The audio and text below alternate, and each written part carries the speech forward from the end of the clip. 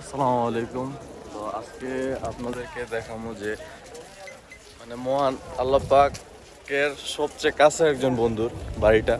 তো আমাদের আমাদের মানে আমরা যার উম্মত হযরত মুহাম্মদ সাল্লাল্লাহু আলাইহি সাল্লামের ওনার জন্মস্থান কোথায় ছিল, কোথায় উনি থাকতো, তো ওই জায়গাটা আপনাদেরকে দেখানোর চেষ্টা করবো আজকে। তো দেখেন, আমরা এখন মক্কা শহর আছি। তো যে জায়গায় থাকতো ওইটা হইলো মানে এই দেখতেছেন যে হলুদ বাড়িটা, এখানেই হযরত মুহাম্মদ সাল্লাল্লাহু আলাইহি সাল্লাম বাড়ি ছিল। ঠিক আছে, মানে যে জায়গাতে হলুদ বিল্ডিংটা তোলা না, এটাই দেখে আপনাদেরকে একটু কাছ থেকে, এটা হলো হযরত মুহাম্মদ সাল্লাল্লাহু আলাইহি সাল্লামের বাড়ি। তো এখান থেকে সরাসরি ব্লক টাওয়ারটা দেখেন, কত সুন্দর একটা জায়গা। তো আর এটা হলো হযরত মুহাম্মদ সাল্লাল্লাহু আলাইহি সাল্লামের বাড়িটা, এখানে উনি জন্মস্থান ছিল, এখানে বাড়ি ছিল। এখন যুগের পরিবর্তনে এখন এখানে আপনাদের লাইব্রেরি তৈরি করে দিচ্ছে, যে লাইব্রেরি জ্ঞানের জন্য। কিন্তু এক সময় ছিল এটা ভেঙে হয়তো বা এখানে লাইব্রেরি করছে। অনেকের ধারণা যে এটাই নবীজের বাড়ি, কিন্তু এটা না, এখানেই ছিল আর কি, মানে এই জায়গায় ছিল।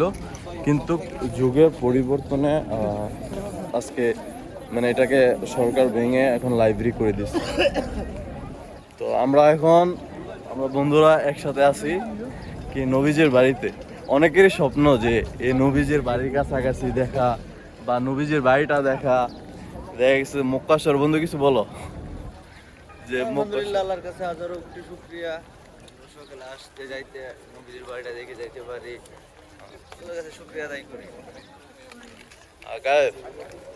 কি অবস্থা বন্ধু, কি অনুভূতি হয় তোমার ভাই যে জায়গা? কোটি শুকরিয়া, আসতে যাইতে কাবা ঘরটাকে দেখতে পারি, নবীর বাড়িটা দেখতে পারি, আলহামদুলিল্লাহ।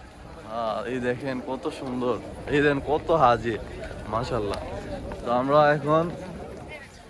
এখন যাব সামনে আপনাদের জমজমের পানি, ওইটা নিয়ে অবশ্যই পরবর্তীতে আপনাদেরকে নিউজ দেবো কিভাবে কি। আর হাজিরা কোথায় যায় এইটা হইলো মানে স্টেশন।